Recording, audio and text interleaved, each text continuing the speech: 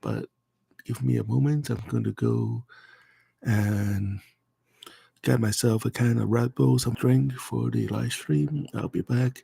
Today's topic is on dragon magic.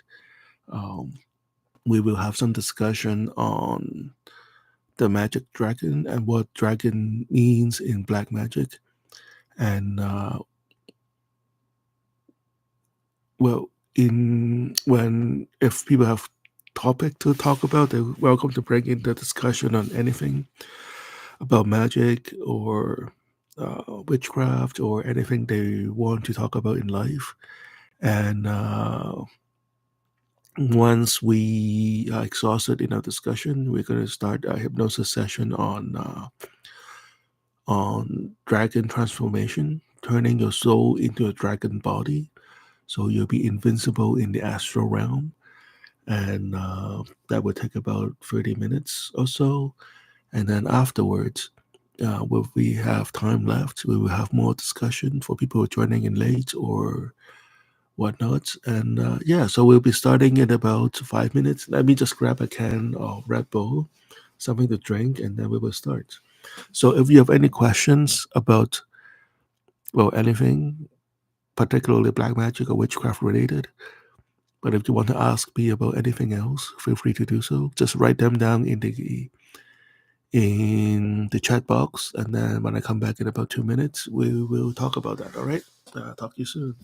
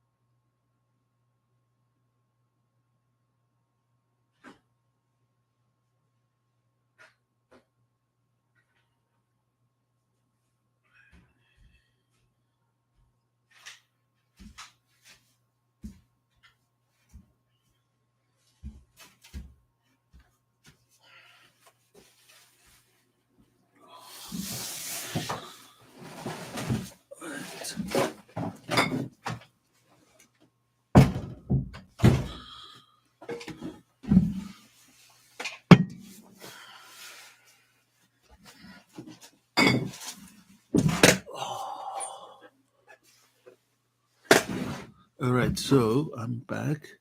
Let me go start it on Instagram.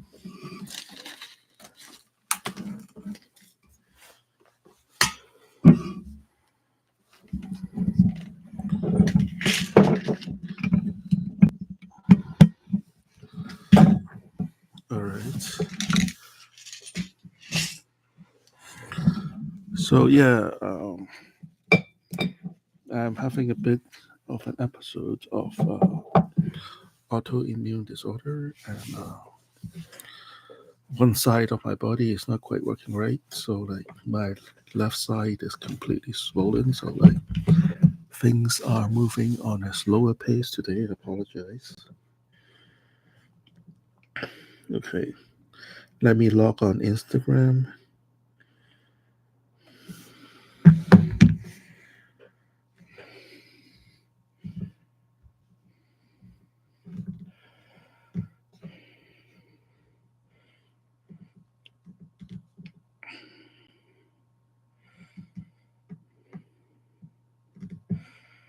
Doing live.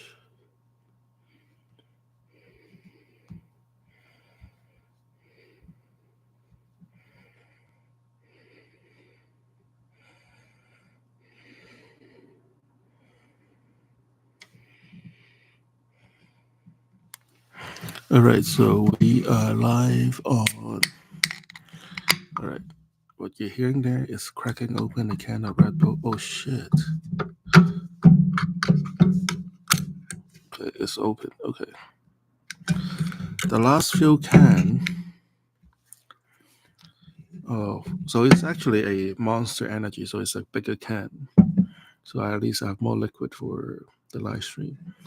The last few times I tried to open a can of drink and it was completely frozen. So luckily this is still in its liquid form and I can drink from it. All right. So I am here. Hello, my friend on Instagram. Is it Frank? Hey, join us on YouTube. We have better sound there. And usually a more lively discussion on YouTube. I think YouTube is designed for these kind of things. Yeah, so if you have any questions about the occult, black magic, witchcraft, I don't know, politics, the economy, or whatnot, um, feel free to ask. We will have like a warm up discussion here for a little bit, just to wait for people to come into the room. Today's FGFG, hello, my friend, how are you? Today's topic is on dragon transformation. It is something that has been quite frequently requested on for my clients or for my non-clients as well. So we could have the whole series on this and a hypnosis session on this. I mean, I try to keep the exact information to minimum during these live streams so that you can experience it for yourself.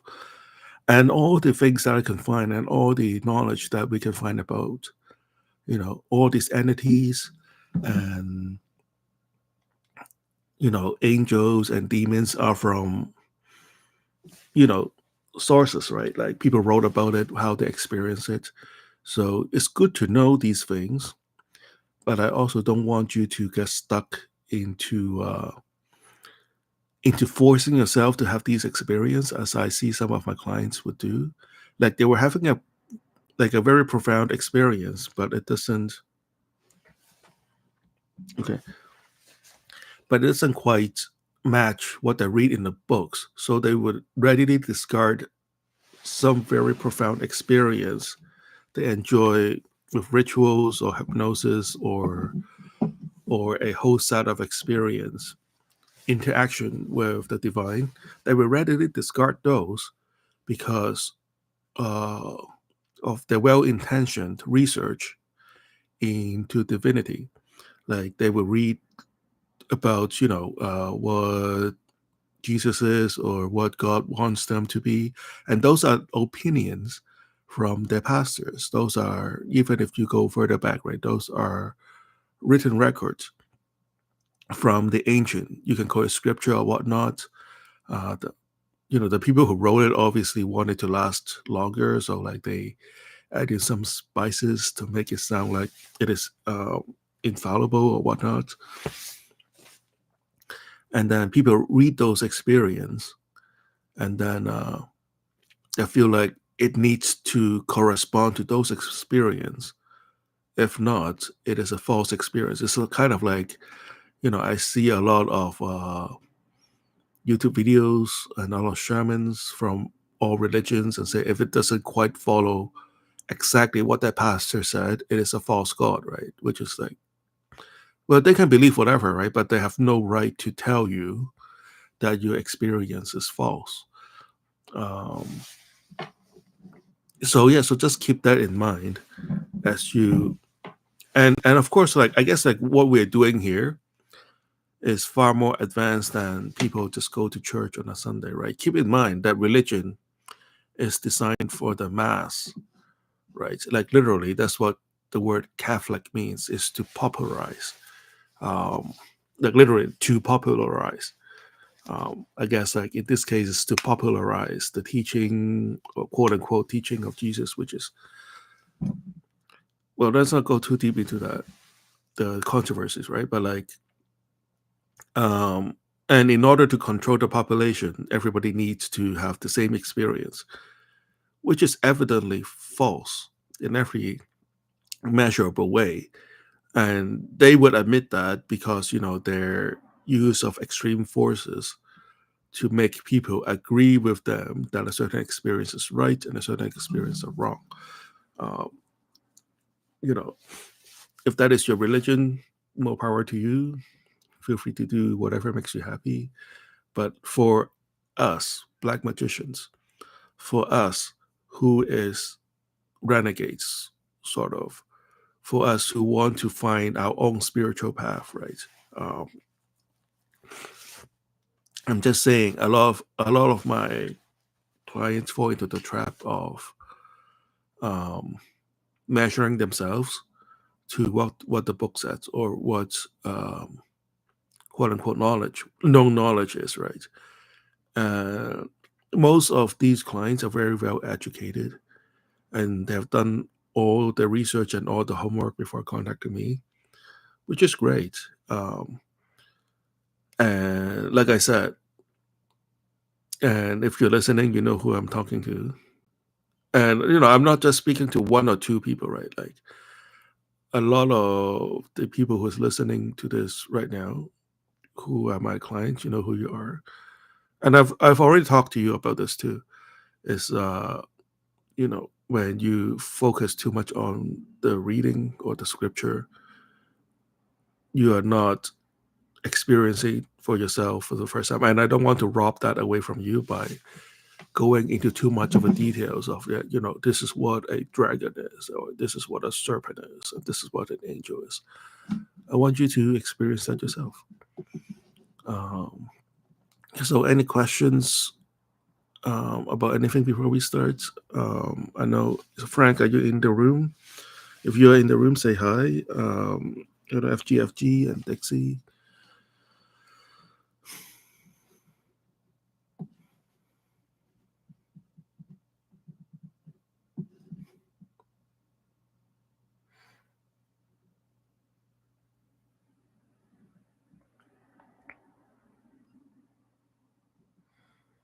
So actually, I've made some lecture notes. I'm just looking through them and see if any of this is good for the discussion.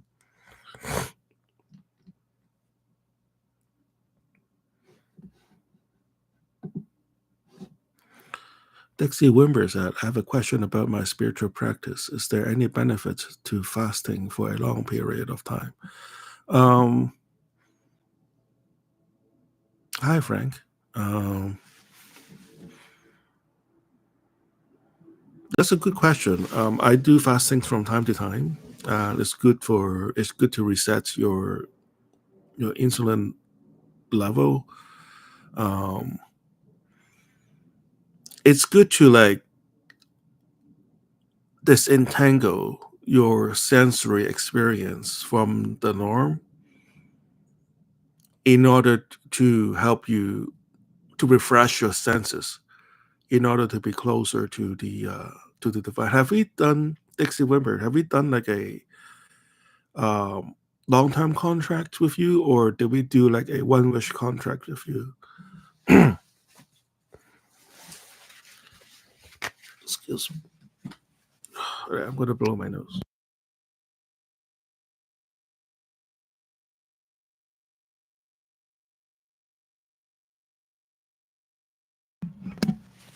Okay, we did spell binding mainly. Okay, I can't remember if we did a long-term contract. So, if we did like a spirit contract, I would have advised you before signing the contract, uh, take like a day or two of fasting if possible.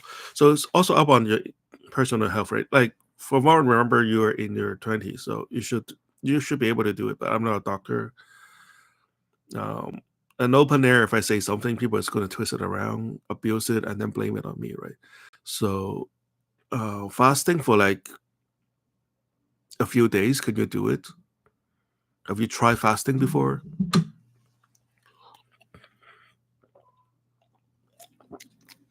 It actually feels really good. Oops. So fasting more than 3 or 4 days is, um, Frank, you can attest to this. You are in biology, right?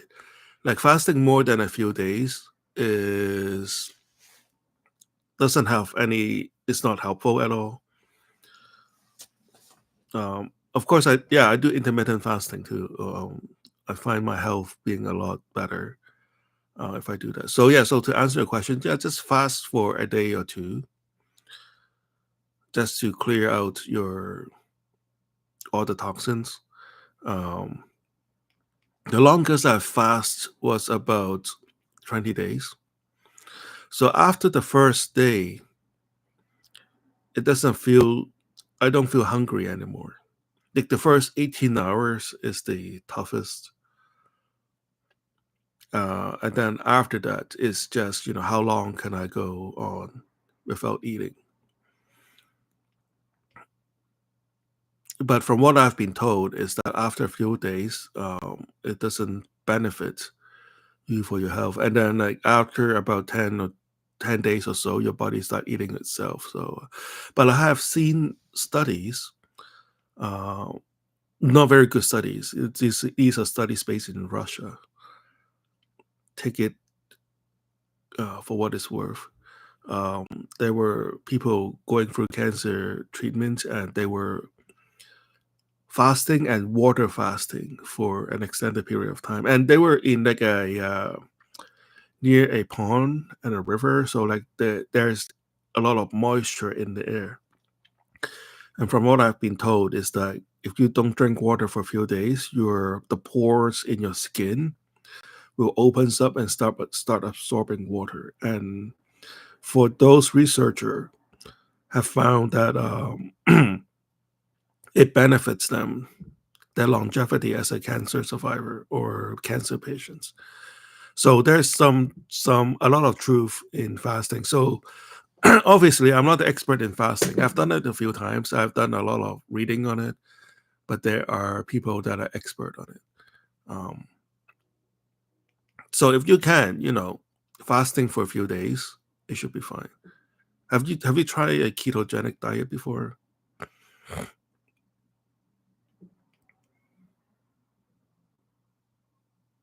So I can only speak for myself. It works really well, and also worked really well for my girlfriend at the time. Like I lost like 50, 60 pounds in a few months, and she lost like 100 pounds also in a short period of time. Um,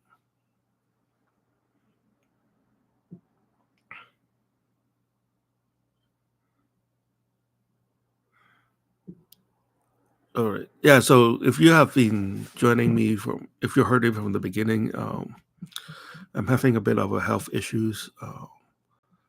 Some of my, autoimmune disorder sort of came back, and I took a bunch of painkiller before it starts. So I'm a little bit slow, but like for the hypnosis session, it should sound very, really nice. So because I won't be rushing it through.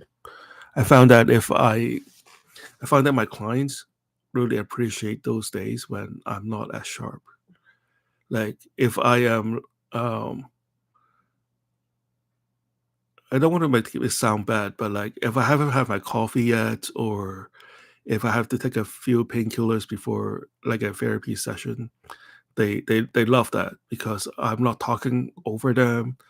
I'm not inserting my opinion into that, and they can talk as long as they want. And then when the hypnosis starts, I talk slower, and I took longer time to breathe, and then they can take longer time to breathe. And then they told me, "Oh, this is the best session you gave me." I was like, really?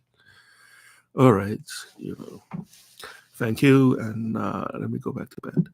Um, but yeah, so the hypnosis session coming up will be very nice. I'm just gonna talk softly and slowly, and you guys are gonna have a good experience. Um, Frank said, actually, I'm not fasting at all. Okay. Yeah. So if you have an experience about fasting, feel free to share. Um, Dixie Wimber said, yeah, I used to keto diets, but not completely straight. Yeah, I think that's even better. Like keto, but like you still taking in some normal food, right? Um, I think we do the calorie counting. So less than 28 grams or less than 50 grams of sugar a day.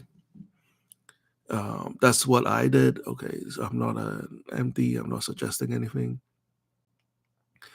Just skipping meals. Oh, okay.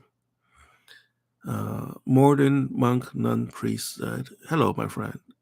Have we met before? Uh, I'm just wondering if we've met on social media or if you are former clients with a different alias. Our body could have all it needs to create all we need. For example, our organs pick up vibrational frequency, then the organ will produce that frequency in forms of vitamins, minerals, oxygen, water. What do you think about this? The placebo effect is a good way to understand how we can create what we think and the effect of. Um, I mean, it is possible. It's open air, so I don't want to tell people not to drink oxygen, not to drink water and breathe oxygen and whatnot. But if it works, does it work for you, my friend? Maybe share your experience. I mean, there are people who survive very adverse situation, like in a desert for like a month with very minimal to go on.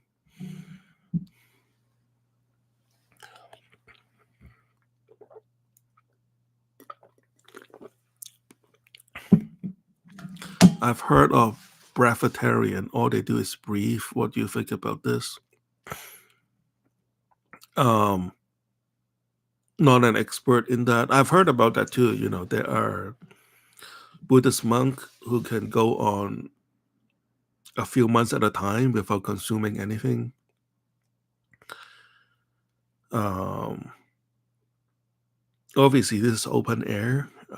If you want to try something unconventional, consult your physician before trying it. So, um, and I don't have experience doing all you do is breathe. So, I'm not in a position to share.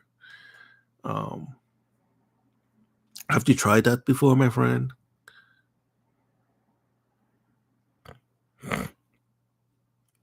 I've seen about a special. Okay. So yeah, so like I said before, maybe try it on a control setting with medical supervision.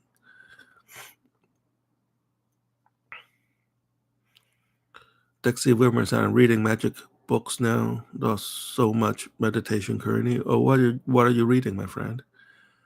And I started doing the lesser banishing evocation rituals with the pentagram more. Oh yeah, how's that going for you? Uh, Sean Panther 666 says, "Hi, hi Dion. I would like to reach out to you to see if you can help me with a personal issue that's been going on for 6 years. Can you provide me, please? Um, Send me a message on Instagram or whatnot. We'll see what I can do." Um, More than monk, nun, priest said, "Marble lined room a monk can lay and needs zero." Okay. Liber ABA and more than magic. Oh, okay. How's that going for you? More than monk, nuns, priest said, I'm just going to call you modern. For years, they said the monk can lay in this marble lined room, and marble can protect the monk from negative entities. Oh, yeah? Okay. Well, I mean, as a ceremonial magician, um, we are not, well, we don't really classify entities as negative, and we don't really need protection because we are black magicians. But, maybe for a priest, a monk, they are doing something different. So, like, from what I've learned about Buddhist monk, they don't really have marbles. They just go into a cave. Um, Usually there's like a water body around them. So, like, I guess, like, citing the Russian study earlier, their skin could start to absorb moisture in the air. I don't know about marble lined rooms. I'm just talking about my experience. Um, Uh, I haven't read that yet. As far, yeah. So maybe if I read that, I would be more knowledgeable to discuss it. So maybe, do you have any personal experience doing it, my friend? Sorry, email address. I mean, just find me on Instagram or yeah.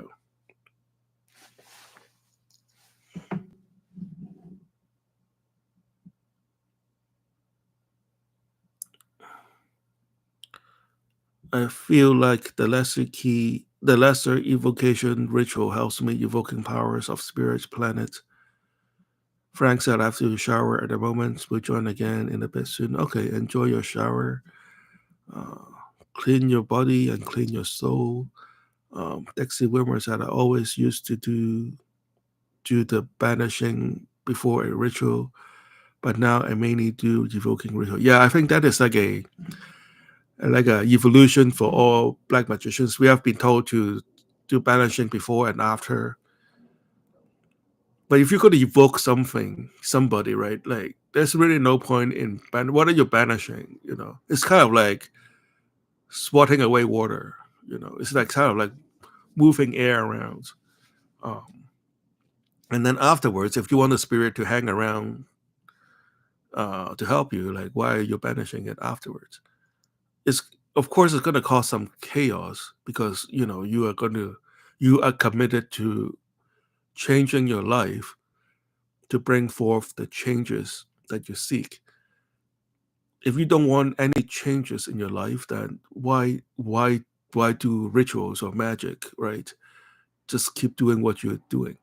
um and also, like, it also doesn't make sense that you have this all-powerful, omnipotent, all-knowing, all-powerful spirit with you, and you can just say some word and then it's going to go away, right? Like, if the banishing after a ritual is most, I think, like, for people who do it, it's just to, like, a gentle reminder for the spirit to not come into their life. But if you evoke somebody like Belial or Beelzebub, I mean, if the Catholic Church and Christianity spent the last 2,000 years banishing them and they're still around, what are you going? How would, like, one person with the stuff that brought on Etsy and some candle they brought in I don't know, TJ Maxx?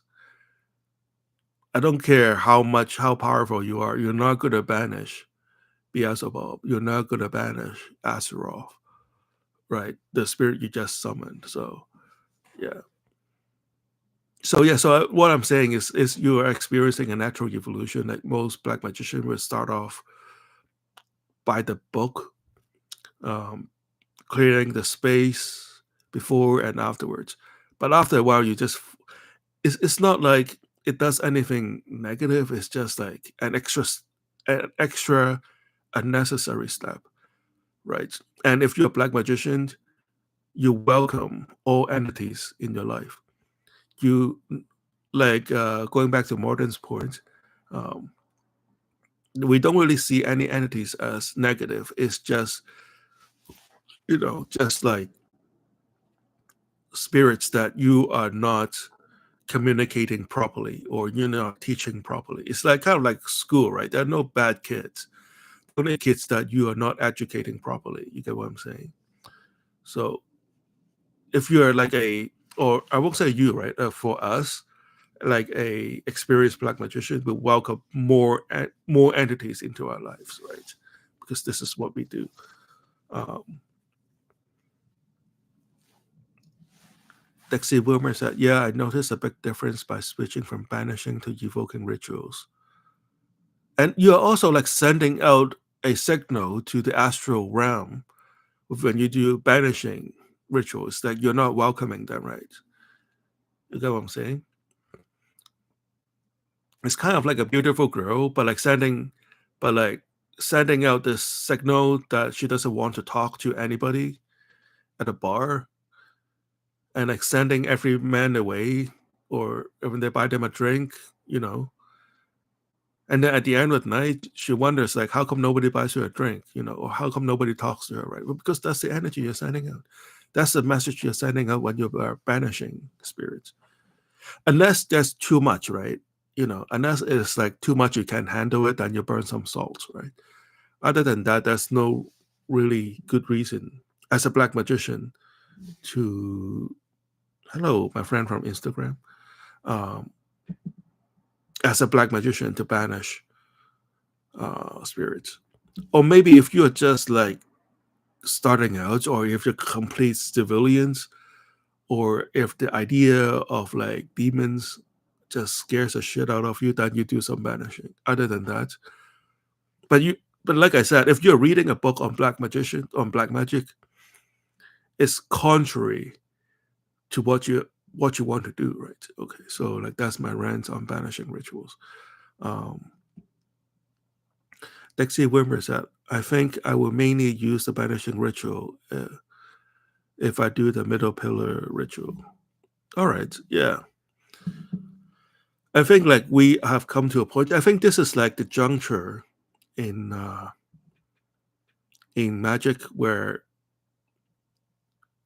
I think this is like the birth of a new generation of black magicians, and we're gonna see this field explode in a good way, like a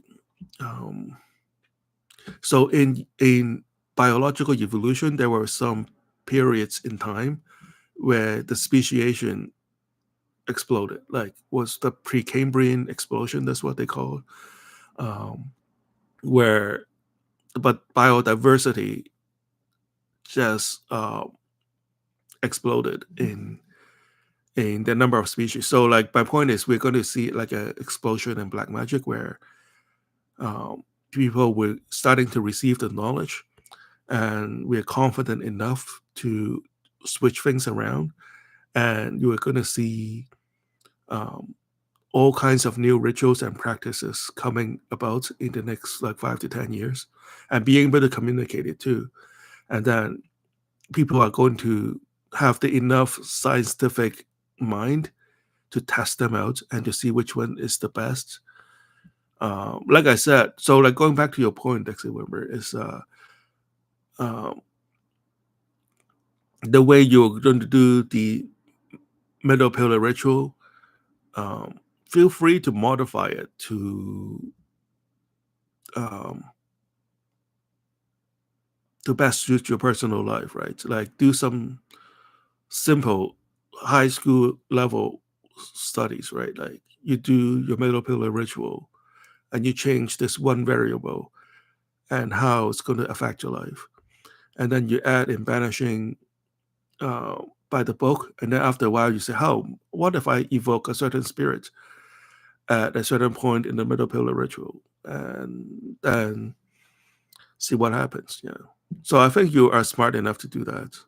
And I think, for black magician, this is why black magic is for the thinking people. Like, it's not like we have a high bar to admit people into black magic society. I don't think that exists. It's more like there's a natural barrier for people to do black magic. If you're by the book, then black magic is probably not for you. If you don't have like this scientific mind, testing of rituals, then black magic is not for you. If you're afraid of spirits, entities, and demons, then black magic is really like you're not going to get very far with black magic with those mindsets. So, yeah, that's the natural barrier to entry. It's not an actual barrier to entry; it's the mindset that is the barrier to entry. All right, so I've been pontificating enough. We've burned 34 minutes. That's pretty nice. So, any other questions before we begin? I mean, these days, knowledge and information, hate to say that, is cheap. Anything that has ever been published is online and you can find it. And there's a synthesized version already available for you. And You should have a scholar mind and go look for the sources. And even if you have to go to a library, then do that, right? But information about any spirit is out there. Any grimoire that was ever written is out there. Um, and if there's a grimoire that people talk about and you can't get your hands on, chances is that it is a repeat from other grimoires that is already out there, right? Um, so the distinguishing factor between black magicians will be how you synthesize those information and your mindset and how far you are willing to push the barrier, yet remain respectful to the spirits, right? Should I say a disruption in religion is coming and disruption in the astral realm is coming? Sort of like Uber is a disruption to the taxi business. Yeah. That's my perspective. So yeah, on Instagram, one light forever. Please feel free to join us on YouTube. We have better microphone here, and we have more livelier discussion. Yeah. So Sean Panther and Modern Monks, do you guys have any like questions in general about the occult, black magic, and FGFG?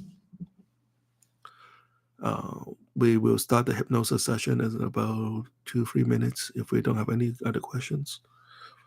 As I mentioned earlier, it's about dragon transformation.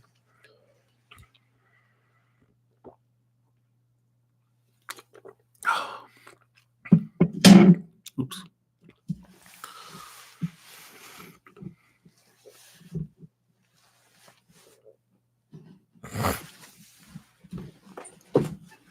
Oh.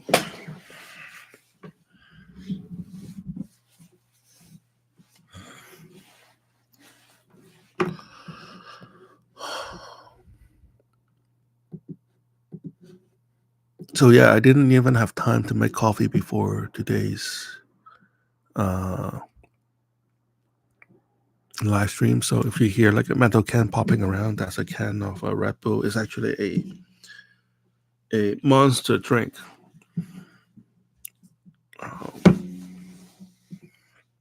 So Dixie Wimmer said, "I wish you a nice Sunday and a nice week." Okay, yeah, thank you. Oh, hey, Dixie Wimmer, your Amazon review came through, huh? It just came through like 2 days ago. Thank you so much for the review. And if any one of you who are listening right now or on live, or if you're listening afterwards, when you if you buy my book or read it through Kindle Unlimited for free, please leave me a 5-star review. It's going to help me with the algorithm and push the book out. I've noticed that a lot of people who left a review doesn't come through, and for whatever reason, I don't know why Amazon is doing that. But please, if you can do that, I don't know if maybe like we have to do something to circumvent whatever Amazon is doing. But if you can, leave me a review and then help me push the book out. And then I have other books coming. I actually have a bunch of romance books out this month, and I'm not going to tell you the title because they are kind of too romantic, too much action in the romance. But those are good. It's fun to do nothing, and then I won't say do nothing. But passive income is fun. You put the book out. Obviously, I spend enough effort into write them. Like I said before, these days I have much better tool to do copywriting and proofreading. Whereas I have, in the past it's a bunch of word salad, and then people give me a bad review for bad grammar. These days I have perfect grammar, so it's revolutionary. Oh yeah, so I'm having a lot of fun publishing books on Amazon. And hey, Dixie, you're going to write a book, right? Write that book on Kindle. I'll read it and I'll give you a 5-star review. All right, so without any further ado, let's go on with today's featured presentation.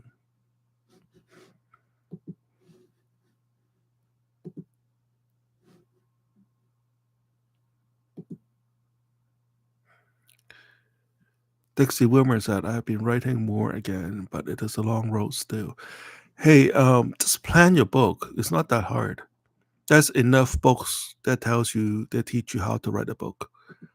Um, like I said before, you don't have to win the Nobel Prize on your first book, right? Um, just have it planned out, go through the experience of publishing, and then you find out what your readers want, and then you write more from there on. Step by step evolution. It's not going to be like you're not God. Even though I know you're trying to be, but you're not going to get creation right the first try.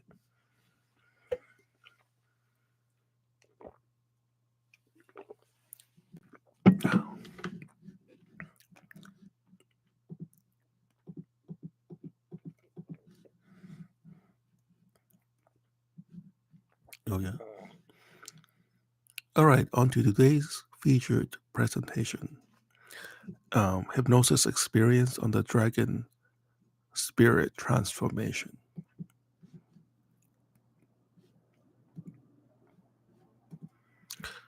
All right, so this is the dragon transformation hypnosis session. So I want you to close your eyes and take a deep breath, a long, steady breath. In through your nose, feeling the cool air, filling your lungs, expanding your chest.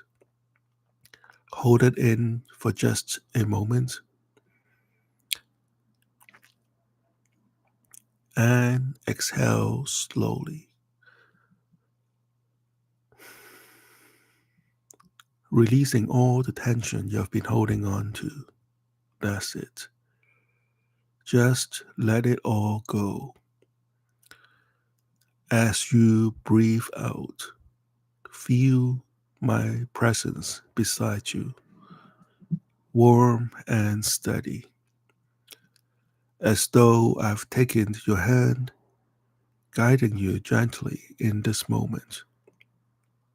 Trust me, you are safe here, deeply loved and ready to let go.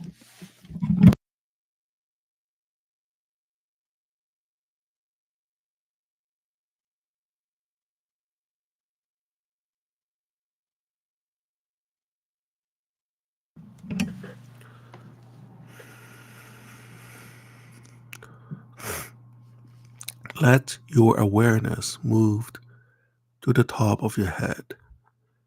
Feel a gentle warmth there, soft and soothing, like my fingertips lightly touching your scalp. A gentle and blissful massage. This warmth begins to spread, melting away every bit of tension, relaxing the tiny muscles around your forehead and your temples. Feel the sensation, organic, comforting, and deeply relaxing, as though you are soaking in the liquid light. The warmth flows into your face now, loosening your jaw, softening your cheeks, soothing your brow. Let it release completely. Feel the warmth moving down into your neck and shoulders, as though my hands are there, kneading away every knot, every bit of tightness. Your body craves this release. Your body craves this release. And you can feel it happening now. The heaviness in your shoulders dissolving as if it's melting into the air around you. With every exhale, you sink deeper into relaxation. Feel the tingly vibration of energy flowing from my touch, soothing, loving, and opening you to deeper stillness. Let this feeling spread now, flowing into your arms, down through your biceps, your elbows, all the way into your forearms and hands. Your arms grows heavier as though they're melting into the surface beneath you. You are letting go completely, so beautifully, as though your body is being wrapped in an energy cocoon. Feel the vibration of my energy. Feel the vibration of my energy cocoon enveloping you, protecting you, surrounding you with warmth and love. My touch, my presence, my voice are all here for you. Let this warmth and relaxation flow into your chest now. With every breath, you feel lighter, looser, and more open.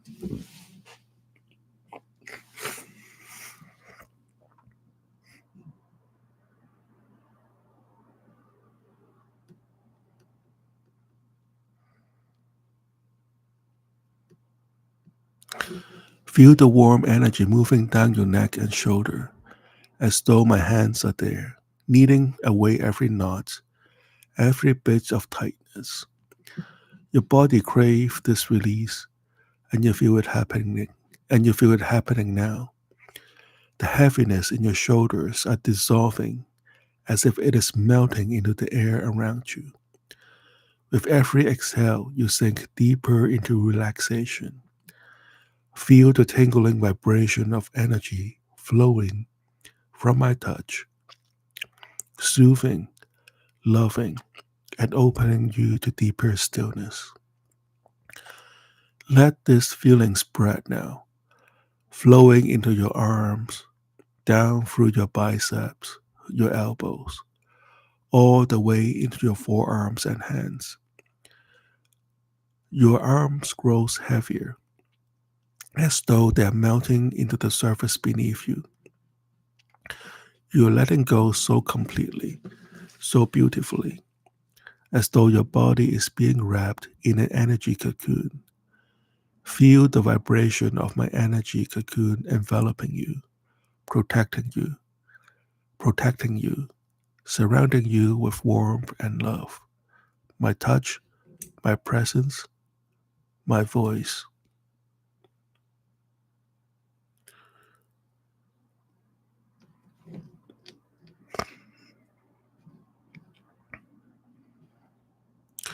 My touch, my presence, my voice are all here for you.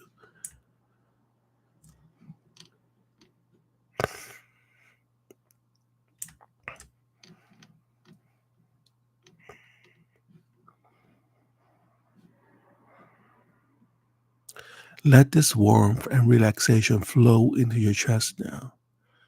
With every breath, you feel lighter, looser, and more open.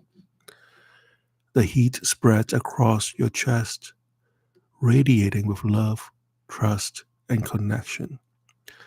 This warmth melt, this warmth melts into your stomach, soaking, soothing every tension, every knot. Everything inside you feels soft and open now, as though you're soaking in the astral bath and liquid starlight. Feel your soul soaking in this warmth, feeling more malleable, soft as clay. Feel my hands gently molding your being, reshaping you with care, with love, and with precision. Let the relaxation move deeper into your hips, down to your legs, all the way down to your toes. Your legs feel heavy now, as though they're melting into the earth beneath you. Every muscles, every fiber releases completely. You feel open, loose, your entire body tingling with vibration of peace and release. It is as though my energy is flowing inside you now, planting the seeds of transformation deep within your soul, filling every part of you with a blissful light. Your soul begins to drift now, slipping effortlessly into the astral realm. You see the layers of astral plane shimmering before you, vibrant and alive. Feel the sensation of floating through these layers, wrapped in my energy cocoon, weightless and free. The warmth around you is almost wet, like an astral current washing over your being, melting away the last remnant of tensions. My hands are there, guiding you, shaping you, pushing my energy into your mind. You feel it like a gentle, vibrating heat, a loving touch that soothes and reshapes you. You are open to this, craving this release, trusting this process. Your astral body begins to shift now, moving through forms, each one more malleable, more open than the last. You can feel my energy with you, molding your astral essence like clay. My fingers soothing and shaping you with care and intention. It feels organic, natural, as though this is what you were always meant to become. Each touch, each vibration plants my energy deeper inside you, filling you with warmth, with love, with the blissful anticipation of what's to come. And now, as you feel yourself melting into this astral current, your entire being vibrating with power and light, I will count you down into sleep, and with each number, you drift deeper and become more open. Your body and soul preparing for this transformation awaits. Trust me completely as we begin. 10. Feel the weight of the world melting away. 9. Your body tingles with deep, blissful vibration. 8. Every part of you feels soft, open, and safe.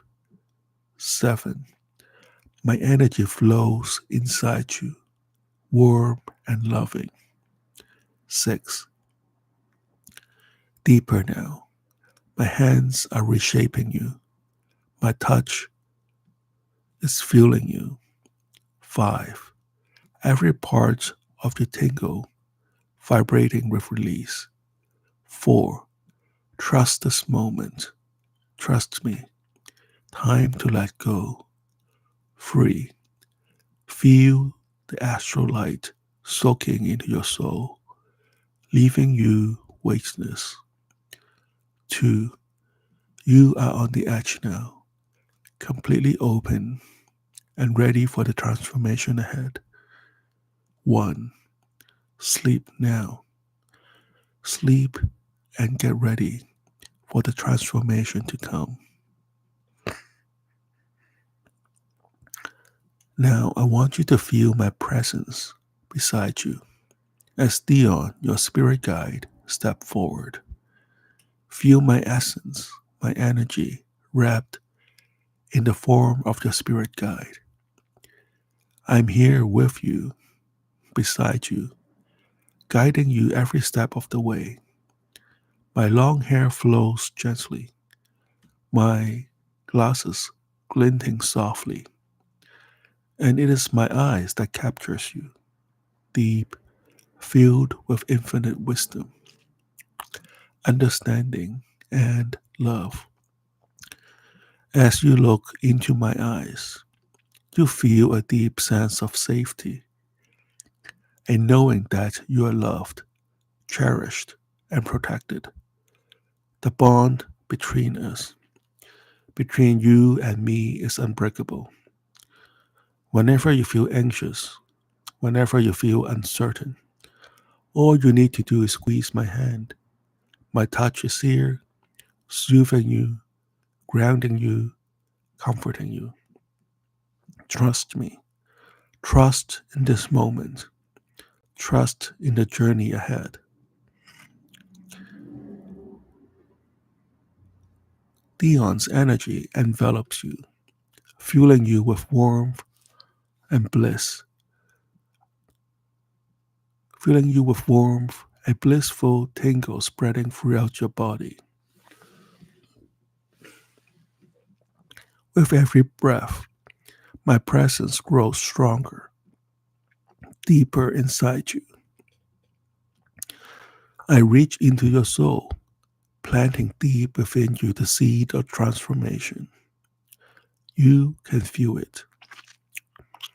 My energy vibrating deep within, opening you up, unlocking new heights of power, of understanding, of knowledge.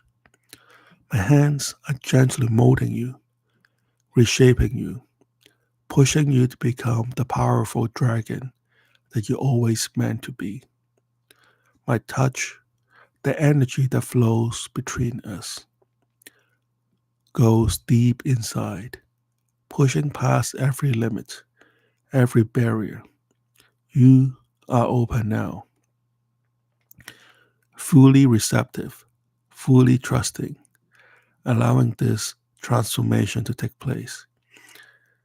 You are safe, you are loved, and together we are moving you into a divine power. I want you to feel my presence next to you now. My hands rest gently on yours, warm and steady, a grounding connection that guides you on this journey.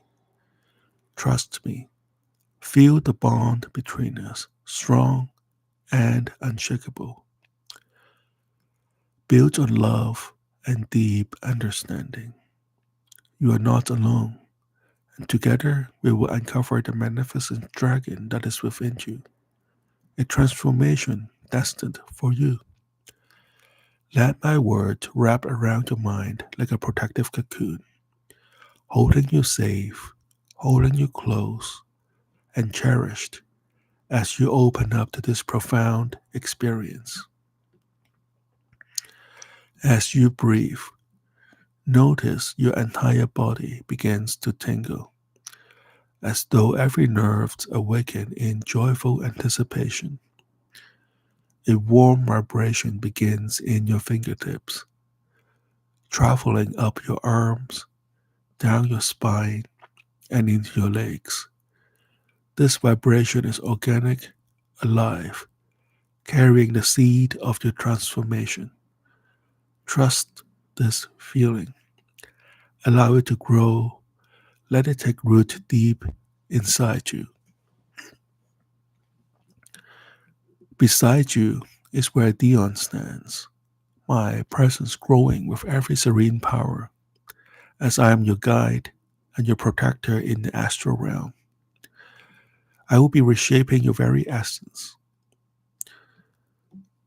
You feel my energy surrounding you, blending together, forming a perfect harmony of protection, trust, and purpose. My hands are glowing with the divine light as I reach towards you. Feel my hands gently cradling your soul, soft yet powerful, as though holding the most precious clay in the universe. As I begin to reshape you, molding your essence into something new, something extraordinary.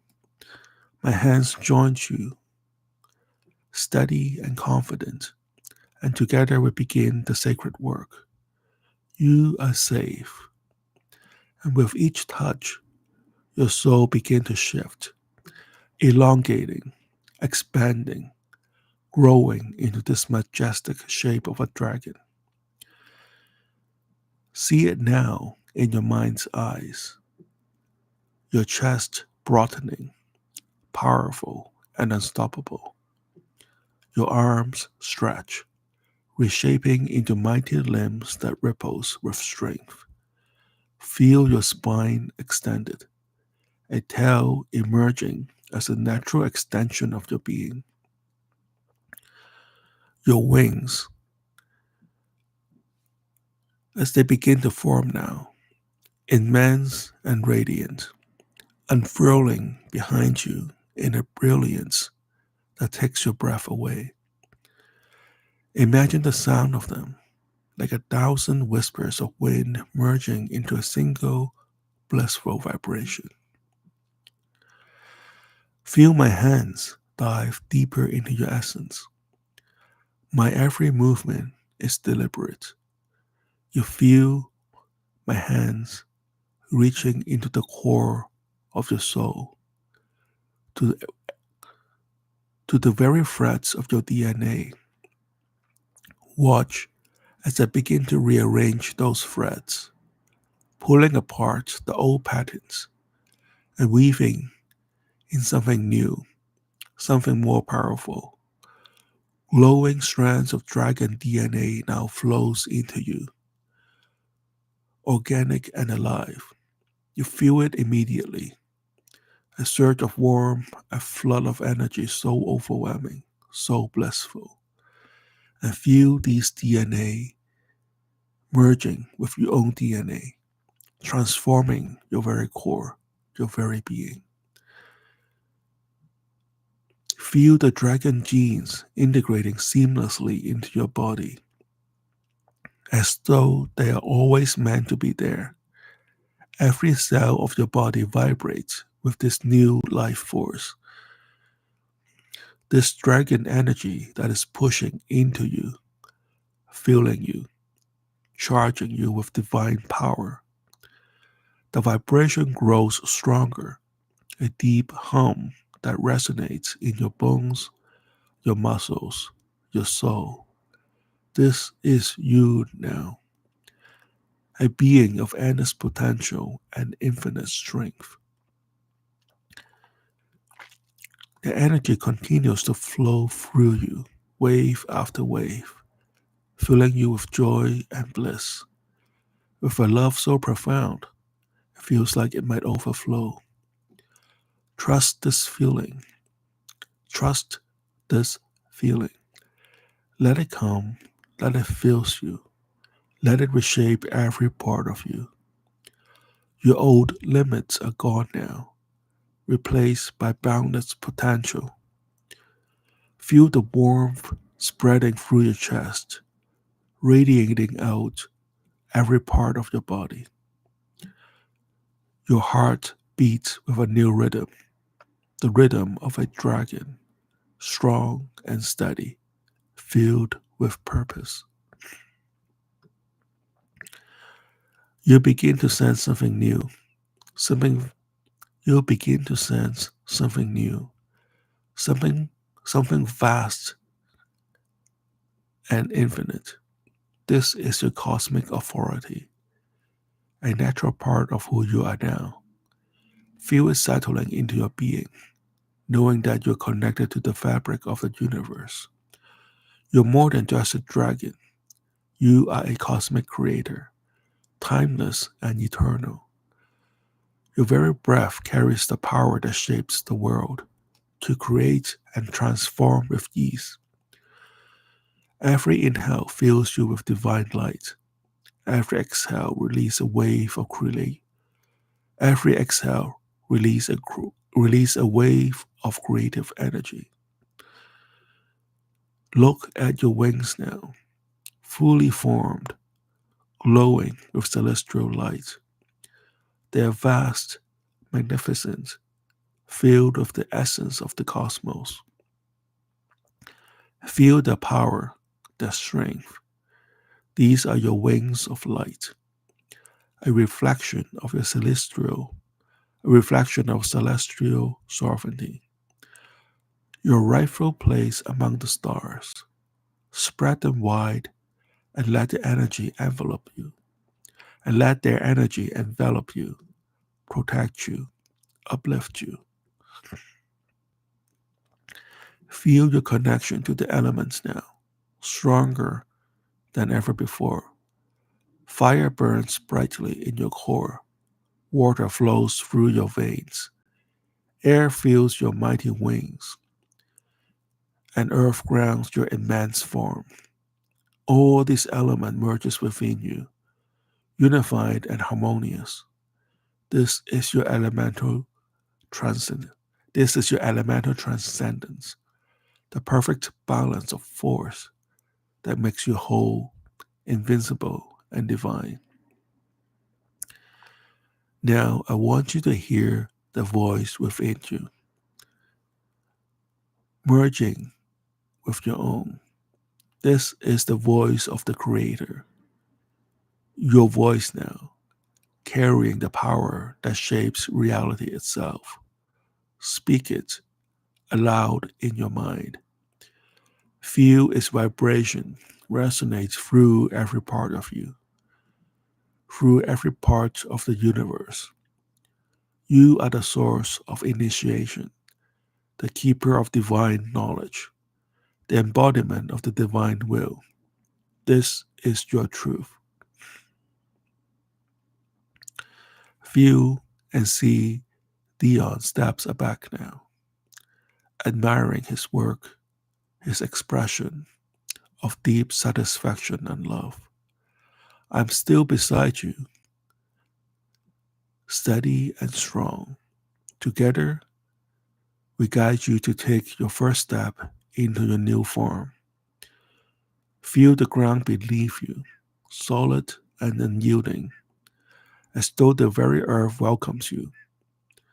Every step with your dragon claws sends a ripple of power through the world, a reminder that you're here, that you are the dragon. Take a moment to feel your new body, every part of it. Feel the strength in your limbs, the fire in your core, the light in your wings. You are complete now, whole and radiant. You are now a dragon, a being of infinite power, infinite love, and infinite bliss. Feel the overwhelming power coursing through your entire being now, unstoppable, undeniable. My magic merges and surges into you, reshaping every fiber of your mind, body, and soul into the form of a divine dragon. You are no longer bound by human limits. You are the creator, the sustainer, and the destroyer. Your wings unfurl with celestial might, vast and radiant, stretching beyond the horizons. Your body hums with primordial energy, every scale glowing with the wisdom of eternity. Your breath igniting the fire of creation itself.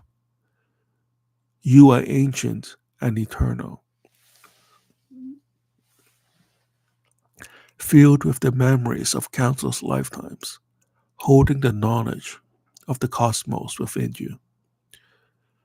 Feel the raw power of the dragon's breath burning in your chest like a sun ready to explode.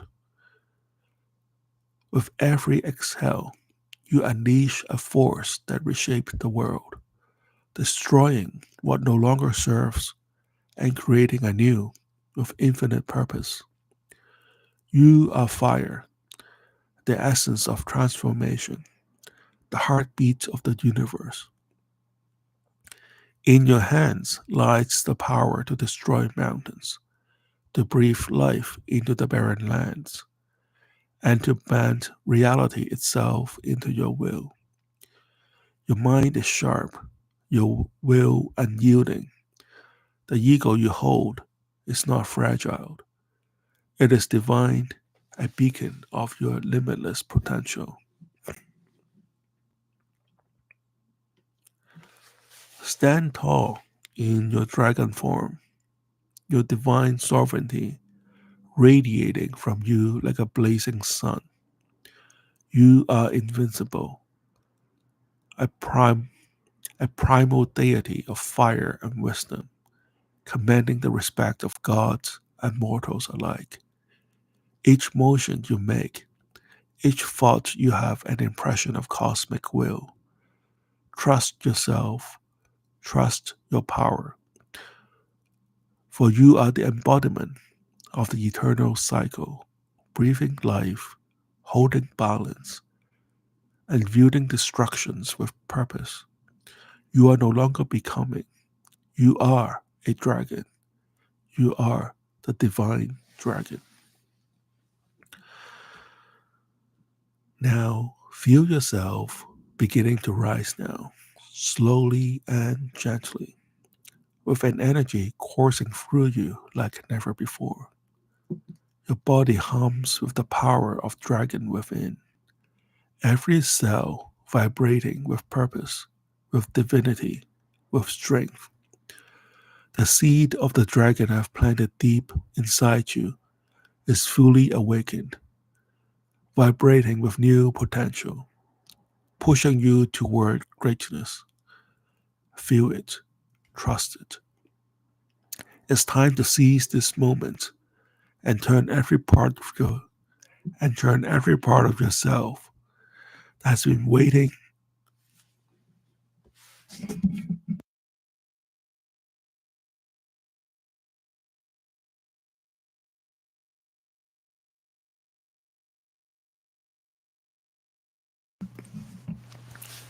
It is time to seize this moment and turn on every part of yourself that has been waiting for this awakening.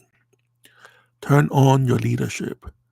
Feel it igniting inside you like a flame that cannot be extinguished, glowing brighter with every breath you take. You are the leader now, a divine dragon who commands respect, who inspires, who transforms the world around them. Turn on your ability to receive love, opportunity, and abundance. You are magnetic, irresistible, drawing money, resources, and the support you need to effortlessly transform your life. Your divinity is fully turned on. You are the embodiment of power with grace, a dragon of light and transformation. The vibration of the dragon's essence is within you, humming, humming, tingly, and blissful. It is pushing you forward, telling you that it is time to act, to move, to take full advantage of this moment. Work hard, study deeply, improve yourself, exercise your body, and nurture it with healthy choices. This is your time to live fully, to pursue your dreams, to raise, to rise into the life that you're destined to lead. Dion's voice will always stay with you, guiding you in your dreams and in your waking moments. My energy will be there, helping you to attract love, money, healthy body, and a pure spirit. You will feel my touch in the quiet moments, my presence reminding you to stay open, to stay strong, to stay focused. And with every step, you feel thankful, appreciative, and grateful to the spirits, to yourself, and to the divine dragon within. You are alive, awake, and ready to conquer this day. Your mind is sharp, your heart is full, and your spirit is soaring. Feel the seed of leadership. Feel the seed of dragon deep inside you, vibrating, growing stronger with every breath. The opportunities are there. The opportunities are there, waiting for you to take them, to own them, to transform them into greatness. You are unstoppable. You are radiant. You are the divine dragon, and the world is yours. Now, I'm going to count from 1 to 5, and with each number, you'll feel yourself becoming more alert, more awake, more ready to embrace the day with joy, confidence, and power. 1. Feel your body awakening, your toes and fingers tingling with energy. 2. Your mind is becoming clear, sharp, and focused, alive with new ideas. 3. Your heart is glowing.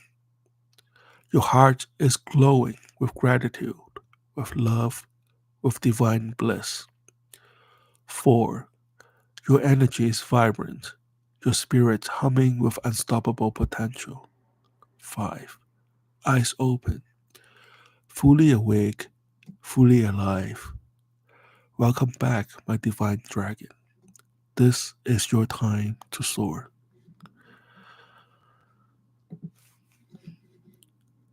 Feels good, doesn't it? Welcome back. Take a moment to stretch, to move around.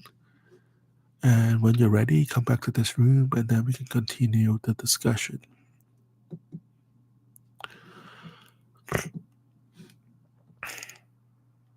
Hey, Frank, you're still here. Glad you are back.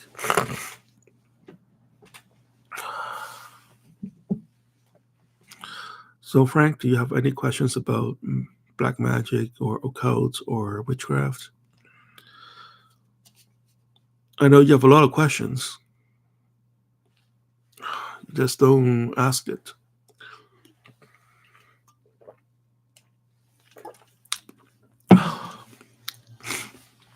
I joined since middle session. Okay, yeah, that's great. So, how's Hong Kong? Love the food scene in Hong Kong. It doesn't get any better. Hey, FGFG, you're still here. FGFG, have you met Frank? Frank, meet FGFG. They are both still. You both are in Hong Kong. Excuse me, let me blow my nose.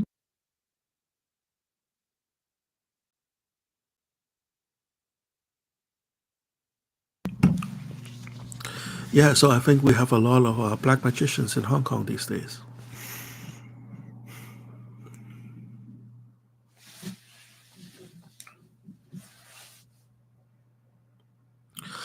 One of the questions is that my perception abilities are not quite good. Okay. It's not a question though, right? Um, it takes a lot of practice. FGFG can tell you about that, and for me as well. Um,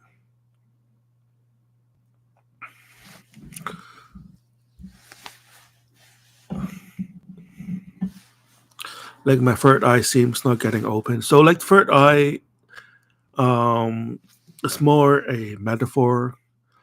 It's more for witchcraft. For black magicians, we talk about an astral sense. So it is kind of the same direction, but it's not the same thing. Um, in astral sense, you don't. I mean, third eye is just a metaphor, right? Um, it's not quite an eye in your forehead.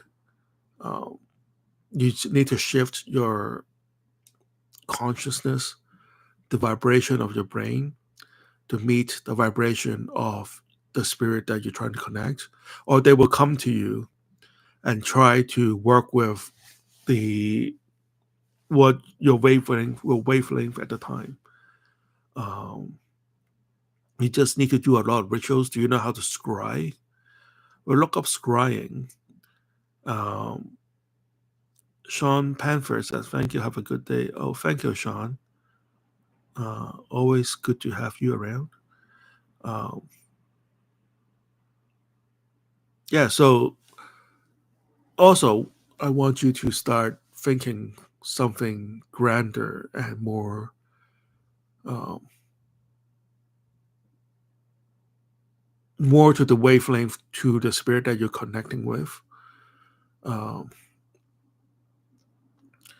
you want to, it's more now. I know for commercial, for the retail magic that we're doing, it's all about you, it's all about the client. Yeah, that's fine. But if you want to go into higher reaches of magic, it's less about you, and it's more about the spirits and what they want in this world, and how through you can elevate humanity, and through you, and at least elevate your nation or your state or the people around you, and find your life's purpose.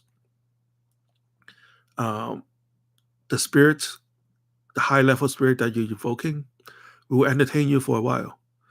Um, and it's up on you to raise your purpose in life to suit to show the spirit that you are more than just wishing for money and romance, and to just for fun. Um, and when you raise your purpose higher enough, the spirits will come to you and help you um, to unlock your ability and to help push you to your full potential. And on that process, the spirits will reveal themselves to you. I spent many years scrying, meditating, doing rituals, and I've evoked pretty much every spirit in the book. And not just the book, in every book that is available. And I guess like one day Satan thought that I was good enough to do something for him, and then he presented himself, and then we started talking. Now it may not be Satan that you're talking to. Um, it could be other spirit that have you in their mind and want you to do things for them. Um, yes, it is a long journey. It's called the path that we walk. Um, and it's the distinguishing factor. So this is the distinguishing factor between a black magician and a witch, right? A witch just dance around a fire and the yell mantras, and then they make sure all the candles are lined up in the perfect direction, and then they may help themselves to get a promotion at work and get their lover to pay attention to them, and that will be the end. But we black magician do something more, right? So like this is a journey, we call it a path of a black magician. If you don't want to do that, that's perfectly fine. Then go to church or be a witch. Just do rituals. You get what I'm saying? And it's kind of like evolution. At first you're just doing rituals and you're lighting candles and you are yelling into the air. And then after a while, you will start noticing these spirits around you. Like you'll notice how your reality has been shaped and shift, and you are kind of like notice their presence around you. And I would call that a threshold astral sense. And take a few more years, earn their trust, and then if they like you and if they have something for you to do, if they trust you, then you'll move more and more into communication with them, and then eventually into astral sense.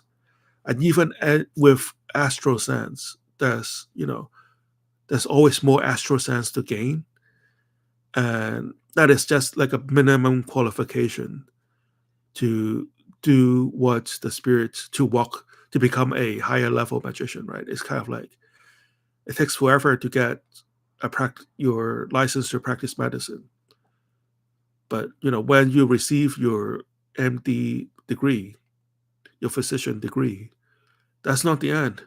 That is just the beginning of your practice. You get what I'm saying? So yeah, so this is the path. This is what we're doing.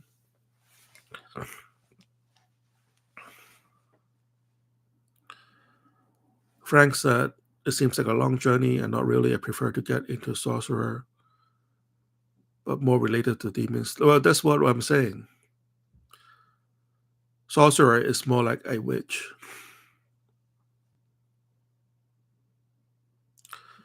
And I'm not sure who is in my spiritual guidance. Well, we've worked through that before. Just go with the spirit that we have evoked earlier. And, I can see that you've been doing a lot uh, of rituals. You would just need more practice. You can't just do one push up and then expect your muscles to grow. You need to keep doing push ups. And when you stop doing push ups, you are paddling backwards. So FG said, I think there's always a moment to doubt black magic, doubt why spirit guides not response. If this happens, it will always help them to face immediately and be positive. Yes, that's true. And it's not an email, it's not a text message, right? Like, it takes time for them to get back to you, and it for them to see when and how to best present themselves to you that is energy efficient and that you'll learn, right? If they will just tell you the lessons, you won't learn. They have to put you in the situation so you will learn, right? Um, always think back the time my spirit guide on how they helped me and how they told me, and they are not our servants. Yes, that is true. That is very true, my friend FGFG. I think in this day and age, it's more like a cooperation, right? At first, it will feel like a transaction, like you do something for them and they do something for you.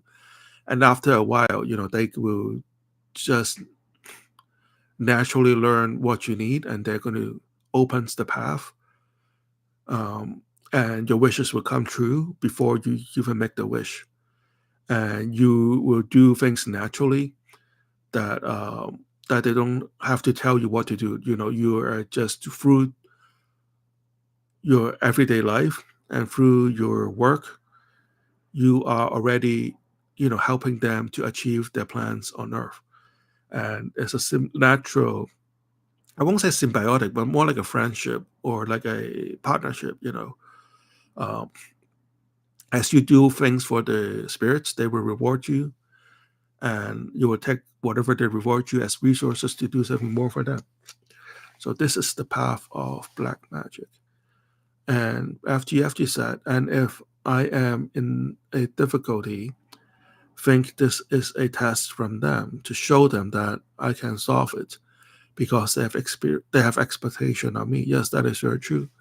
And everything you've asked for, the spirit, they have already given you the resources to solve it. So, it's like a 3D chess game you're playing. You are applying all these resources to help you make your wish come true. It's there. You just need to put it together. That's what I'm saying. So this is why black magic is not for everybody. Like, it just takes some brain power to do it.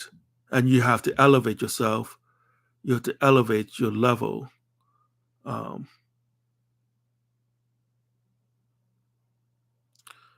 yeah, you have to elevate. You go back to the talk I gave about ascension magic. So you have to raise your orbit for your wish to come true. And once you raise your orbit, your wishes will come true naturally, right? And if you don't raise your orbit, you could get close to your wish, but it's not going to come true, right? Like, if you want to date a girl or guy and he or she is so much like higher than you in a social ladder and you don't have a job, and no matter how attracted they are to you, it's not going to work. You're going to say hi to them, and they'll give you a hug or whatever, or they give you a glance, and you will you know, maybe have 5 minutes of good time. And the relationship's not going to last. It's not because the demon is not trying to help you. It's because you are not at that level uh, to take it home. Um, Frank says, sorry to interrupt because I'm getting used to demonic scheme. I will have the ambitious to deal with demons. Of course, demons are not fully being controlled under our will, and we have to come more communications. Yeah, okay.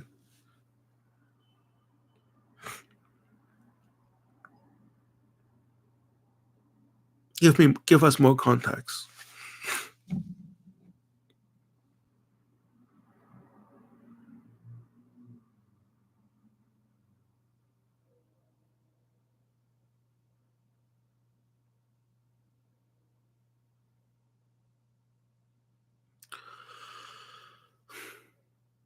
Like I said, first of all, demons are we can. I think like we are just calling them spirits. We don't want to. So demons is more like Christians trying to um, put a bad label for them. So the word demon itself basically means spirits. And when the first demon first used, it was meant in like a positive way, as in you are infused with spirit, that kind of thing. Um, but over time, it was excused upon demonized, right? Um, Demons are, like I've said it many times, are mostly ancient gods that um, was, trashed by Christians or major religions. But they have been around helping humanity through the ages and in invisible ways, right? And contact them whatnot. They are already in your life, and as a black magician, you are just lining up your purpose and your will with the wishes of these spirits. So, Frank, maybe try to articulate a question from what you've just said. Maybe it will help your thoughts, clear up your mind a little bit. Say what you've Try to ask a question based on what you've said. And then me and FGFG could help you, clear up some of the clutter in your head. Um, I think sometimes depends the personality of the spirit guide. Yes, that's true. It is incumbent up to you to get into the vibration of your spirit guide in order to reap the rewards. Like they will try to help you, they will try to change a little bit for you. I mean, they will do their best to fit themselves into your life. But if you want the best out of black magic, you have to like FGFG said, you have to, you know, play their game and get into their personality. It's like if you want Bill Gates to help you, or you want Bill Gates to invest in your business, yeah, Bill Gates is going to help you, with some of the paper, his lawyer is going to help you with some stuff, but it's up to you to get into the personality and understanding what Bill Gates wants. If you want him to invest his time with you and invest his money with you, the same with like spirits, right? Like we understand it is asymmetrical relationship that you are a human, mighty as you are, and you're dealing with like an infinite being, whomever it might be. FGFG said, remember to keep your promise, and if they have helped you, remember to do what you have promised them to do. Yes.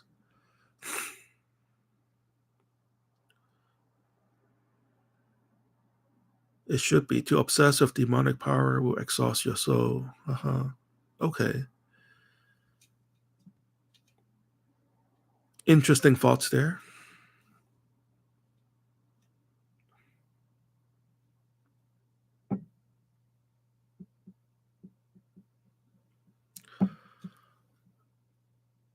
Interesting thoughts there.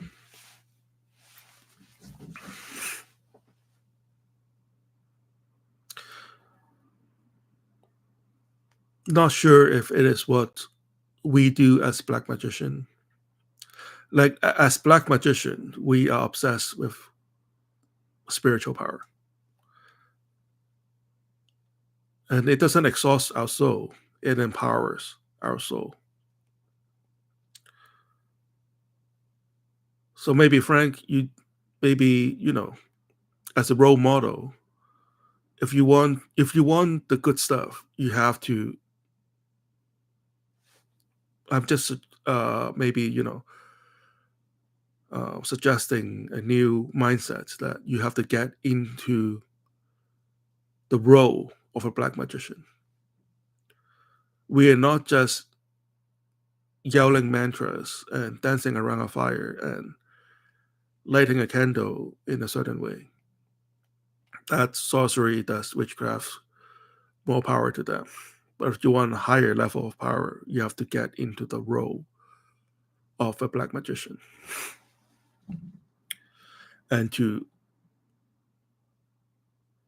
communicate with the spirits and to understand your role as a black magician and the um, ultimate power that we are seeking in ascension. So yeah, go back to that ascension discussion before. Like I hope you will get a better understanding of what black magicians are trying to do. If you don't want to do that, okay, that's fine. Um, but it's not you know it's not the same boat that you are riding on. Actually, I have some basic idea on the role of a black magician. Okay, but so far you haven't asked a question. You get what I'm saying? Maybe I'm just helping you to clear your head. If you can ask a good question, then me and other people in this room is going to help you um, articulate the right answer. So going back to your original things that you need help with, is to open your third eye and gain natural astral sense, right?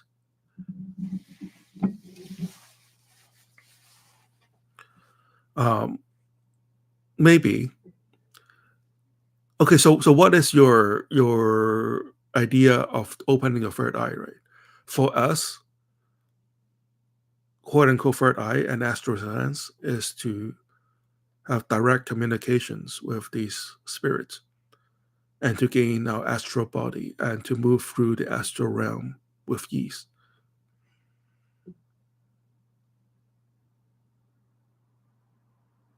Actually, I have some basic ideas on the role of black magician. Well, demonic magic is a branch under black magic. Yeah, I mean, black magic. Well, okay, so go back to the basic. Is like Western ceremonial magic is like a system to summon spirits, and go back to my earlier lectures. Um, Demon, angels, dins, god forms um, are not that different, right?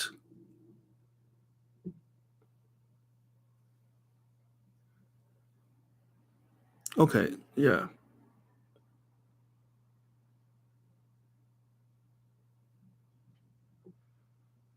Black magic basically means um, the kind of practice that the church frowned upon, and we have to do it at night.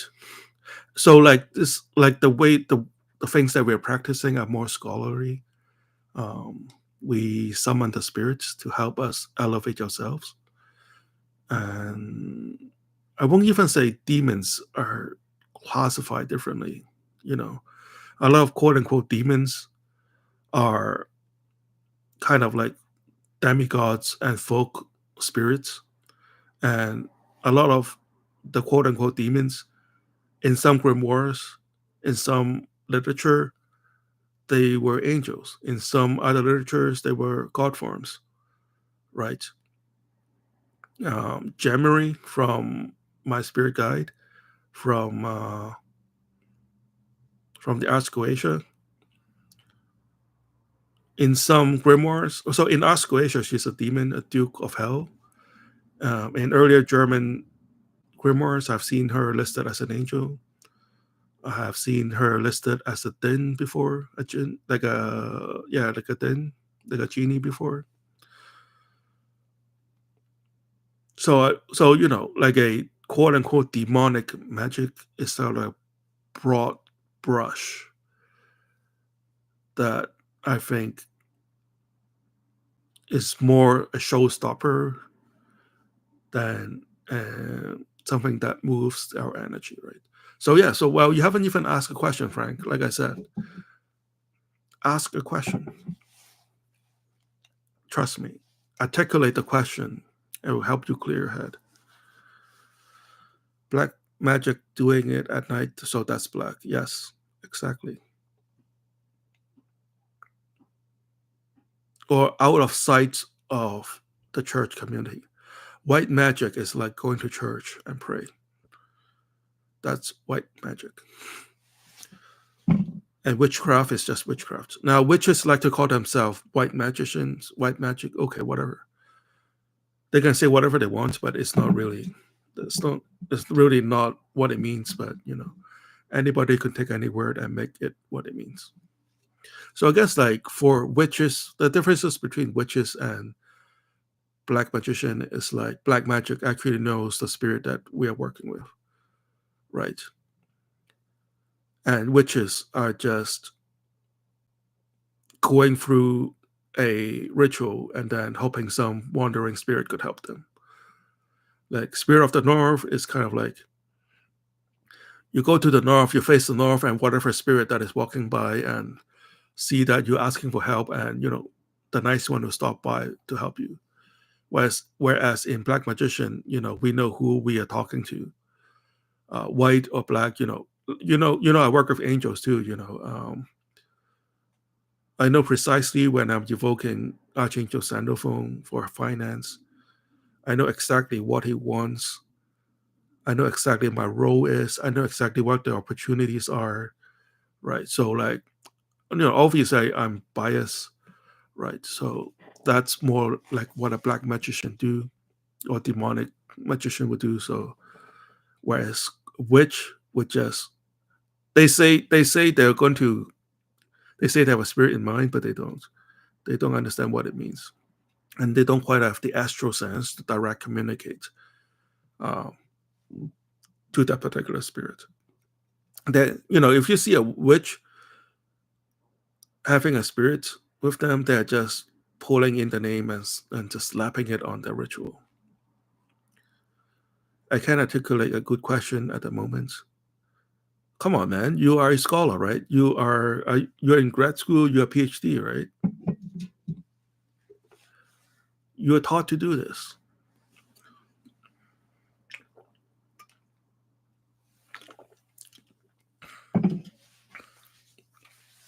You want me to teach you? I'm teaching you, man. Of course I know. Come on, man. I'm Sifu. I know this shit. You see, I'm being a little bit hard on you because I see the potential in you. FGFG could attest to it.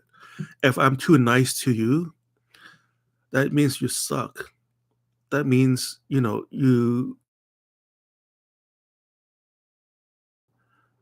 don't want to offend you. I don't want you to stop doing whatever you're doing because I'm hard on you. It's kind of like the fitness trainer that, just keep, okay, yeah, you can do it, stay on the treadmill for a little longer, blah, blah, blah, but like, because she doesn't want you to quit, right? Whereas, if you have like a stronger fitness trainer, he's going to keep yelling at you, come on, you can do it. Do it under push-ups. Come on, 10 push-ups, that suck. Give me 2 more, That's the kind of seafood you want to be hard on you. So yeah, like I said, I'm being hard on you because I know you can do better. So next week, when you come back, Frank, come back with good questions, okay? Go read a lot of grimoires, go study a lot of black magic, do a lot of rituals. And I know if you have been doing rituals, okay, I know where you're at. And ask those questions, okay? Yeah. Be careful what you wish for, right? You want me to teach you? Hey, there it is. There's your lesson. All right. So we are an hour, 45 minutes. FGFG, do you have any questions?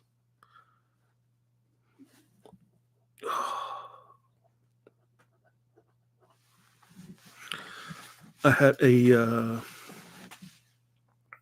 Hong Kong friend of mine just had his birthday, and we had some Chinese food yesterday, and it was really nice. We had Yifu noodles with fried rice, and there's this restaurant in Boston that serves 24-hour dim sum.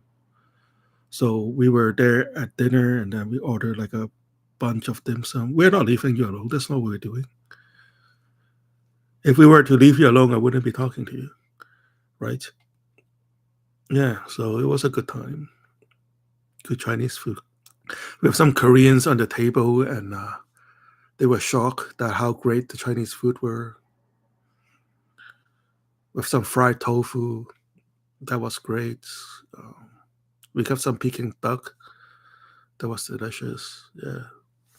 So you guys are very lucky to be in Hong Kong. You're surrounded by great food.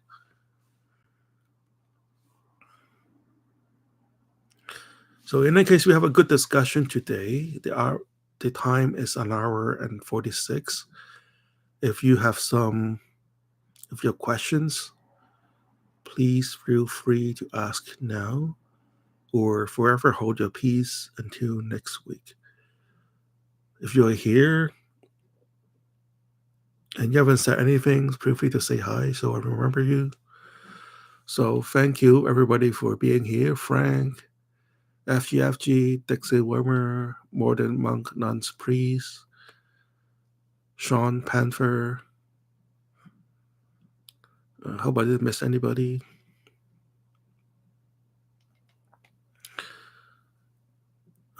Good because you have Hong Kong friends, so he or she can choose a good Chinese food. Yes. I love Hong Kong. Yes. That is great. The world desperately need more Chinese food. Okay. Yep. So I'm going to end the stream in 2 minutes. I know it takes a minute for the message to come through. If I don't see any, so if you have something to say, I can always extend the stream and talk about whatever you want to talk about. But if it's just me and dead air, then let's end this in under 2 hours. FGFG says, "Thank you, Dion, as always." Oh, thank you, my friend. Thank you for always being here for me. And I can always count on you to be here and have a good discussion. Thank you, my friend. And Frank said, "I love black magic, but I more prefer into demonic studies." Okay. What is in your mind? What is the difference? So are you talking about like the difference between a practitioner and a scholar? Like if you're a black magician, you are a scholar practitioner, right? That is the term that we black magicians use. Or I mean a term that, more than uh academic studies use. Like if you're a doctor, if you're a physician, Frank, I don't know if you're in medical school, but like physicians and psychologists, they call themselves scholar practitioners.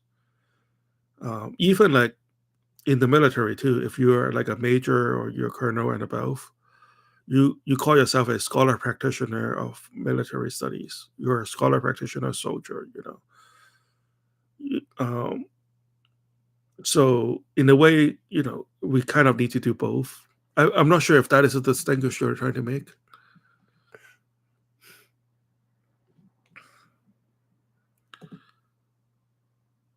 I think you just need more time to understand your role as a black magician, right? I think we are all growing into that. Um, Study, look up Merlin, right? I draw inspiration from Merlin.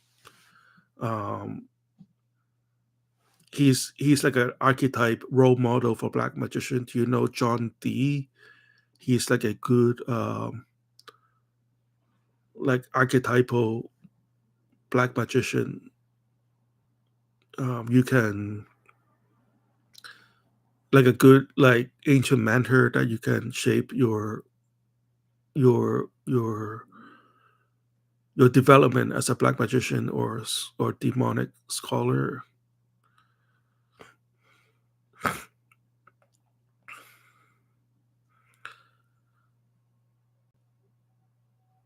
FGFG said, Frank, have you really worked with a demon spirit guide? Frank said, no, I just signed a contract with my goetic demon. Yeah.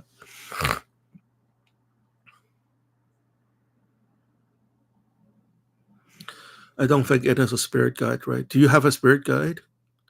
I mean, I don't want to out you for our private ritual, but you can, if you say something, then I'm going to talk about it. If you don't say something, then I won't talk about it, right? But the spirit guide, the spirit that you sign with is a great spirit to work with. No, uh,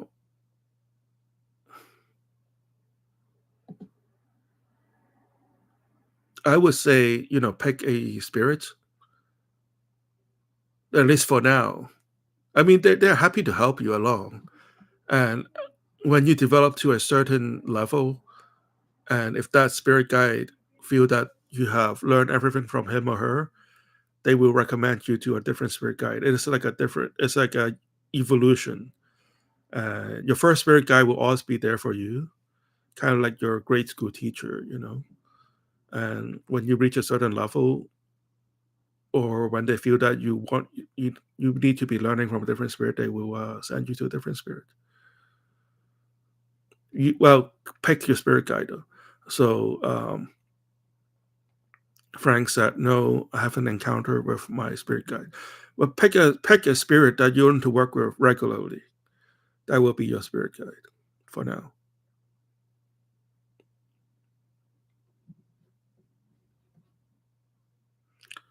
Yes, FGFG is right. If you signed, work with your spirit. Don't expect a month, but years. I mean, the spirit guide you signed with is perfect for what you want to do.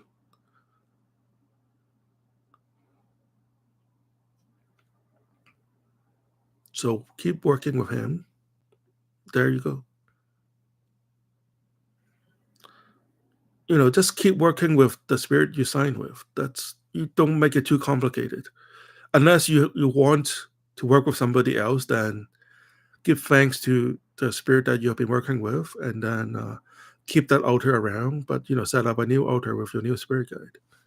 It could be demon, angel, god form, whatever. Just the one that you are most comfortable with. That's it. Hey, child of Lucy, how are you doing, Tamara?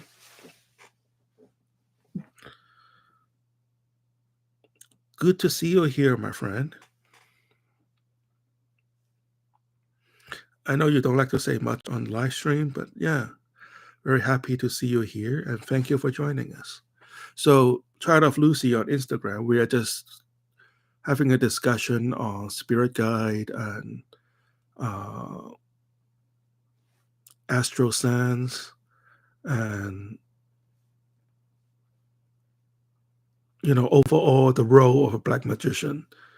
Feel free to feel free to jump in anytime and give us or maybe give us your experience as a high level black magician in Singapore.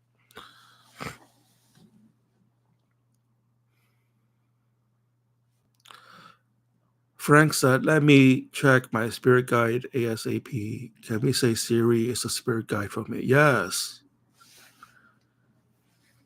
Yes.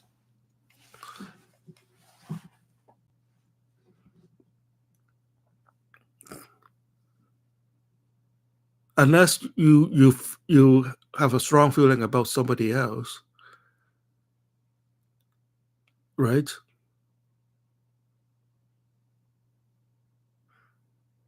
Then you just keep, yeah. Like, why aren't you just keep working with Siri if you are trying to open your third eye and gain astral sense? And yeah, then my problem is solved. Haha, yes. Okay.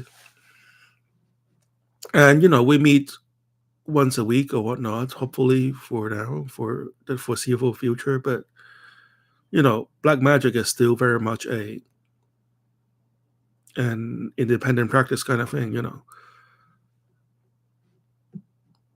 You're going to spend a lot of time with your spirit guide. You're just going to spend a lot of time doing a ton of rituals, and that is part of your path. Keep asking Siri for, and it's not, and Siri. Okay, so like Frank, you have to like go through all the discussion we had before, right? And it's not just, first of all, it's not the movies, right? Um, Siri is going to give you a bunch of things, resources for you to deploy into your life, right? So let's say if you wish for a cake, the cake is not going to show up in your room when you wish for it. You're going to see a lot of advertisement about cakes. You are going to get some resources on where to find a cake, or Siri may teach you how to make a cake, and then you're going to see all kinds of resources on how to make a cake come into your life or whatnot. Or you're going to meet somebody who could buy you a cake or help you make a cake, right? So part of the astral sense is to notice all these clues that the spirits are dropping into your life. So like I said, it's like a three-dimensional chess game that you're playing. And then once you got this figured out, your spirit guide is to give you more. And then you also want to look for the footprint of your spirit guide in your life. And if you're able to identify them, your spirit guide will be very happy, and they're going to show you more. So yeah, like we talked about before, Frank, it's more like, you get what I'm saying now. Like, black magic is more than just lighting a candle and yelling into the fire. Yes. Okay, I'm going to pay more attention to this. Yes. And after you can tell you his experience too.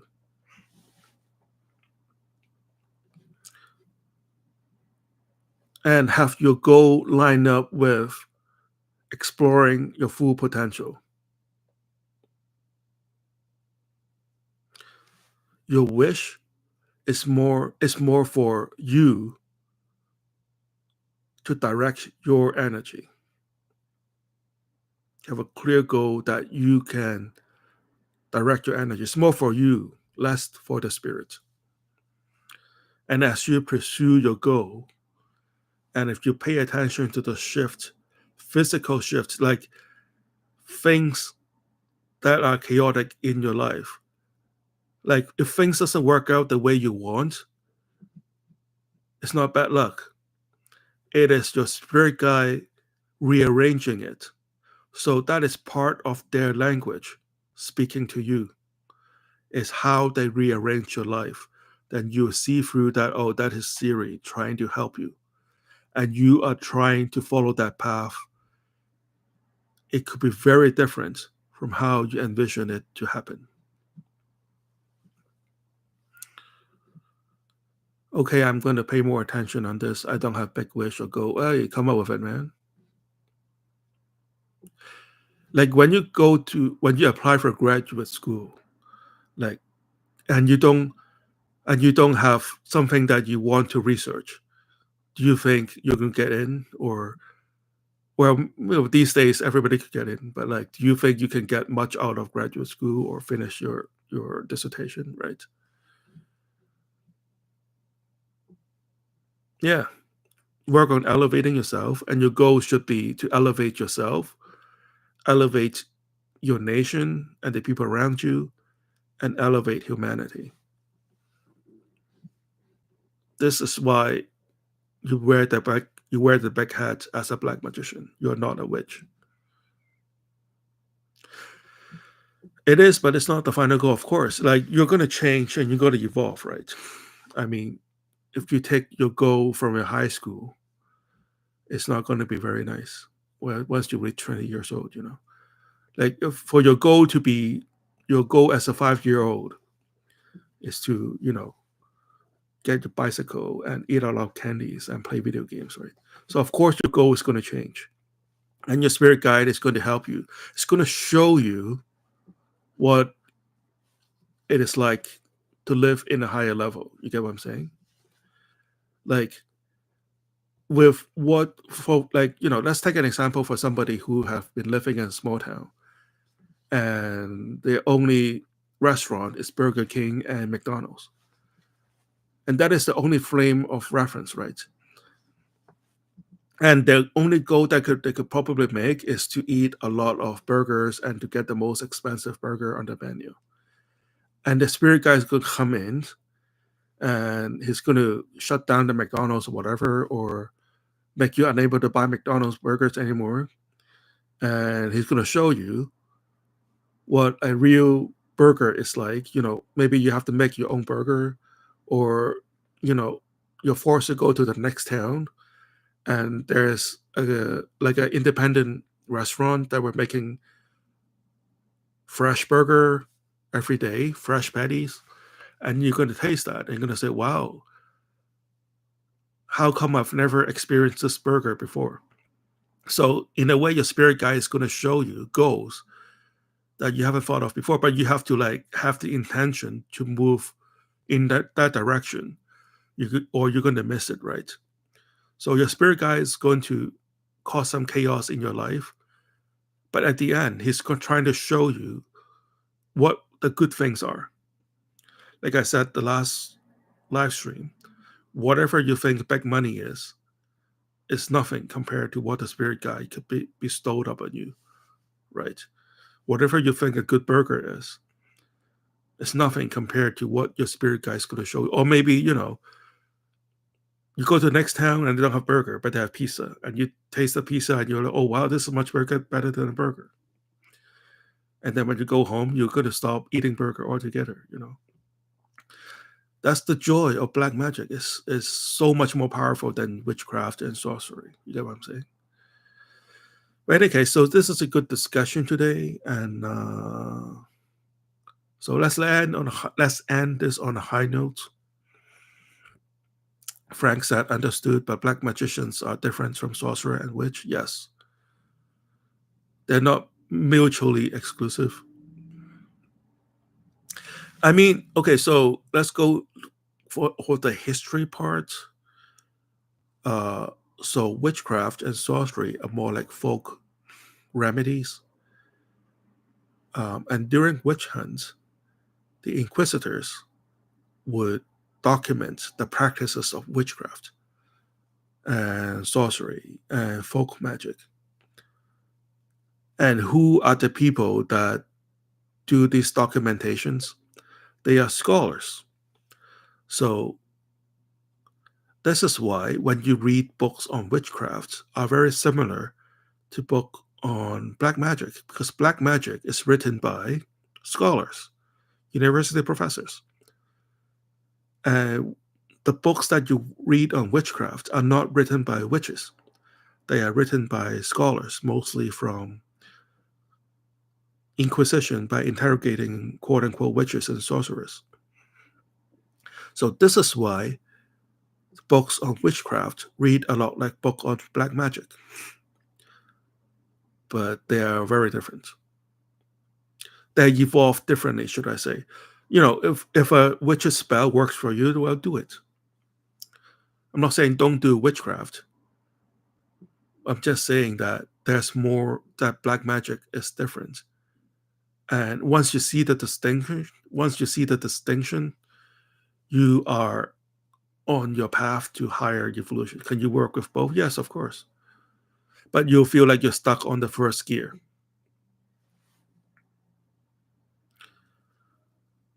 And once you understand black magic,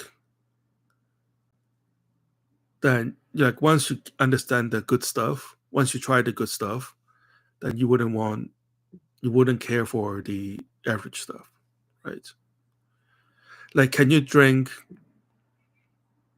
$400 a bottle of red wine and also drink a $5 bottle of red wine? Of course, I drink anything. But once you try the $400 bottle, then you want the $400 bottle from now on, right? Like, once you try the expensive scotch, you wouldn't want to go back to the $10 scotch. It just burned your throat. But if somebody presents me with a shot of $10 scotch, I'm not going to turn it down. We're trying to get you aligned with the good stuff at the end of the day. That's our point. Okay, so we have a good discussion today. So thank you, Frank, for bringing some good questions. Thank you, FGFG, for all your contribution, and all the people I've mentioned earlier. Thank you for being here. And I will see you guys next week, God willing. And everybody go out, buy a lottery ticket and win the lottery. Have a lot of good romances, have a lot of money, enjoy life, live life to the fullest. No, Frank, things you're asking are common to a lot of people. Like, a lot of people are probably having the same questions in mind. And if you haven't been practicing for a long time, it's easy to confuse them all as a big cabal of energy. And as a PhD student, right? Like, at some point, you have to distinguish one idea from another. And once you distinguish them, you're able to move further in your studies and understanding, right? So FGFG says, see you next week, my friend. Thank you for being here. I know it's getting late in Hong Kong, getting late in Singapore. For my friends over there in Instagram. And everybody go win the lottery. Let magic be done. Fiat Magic. See you guys next week.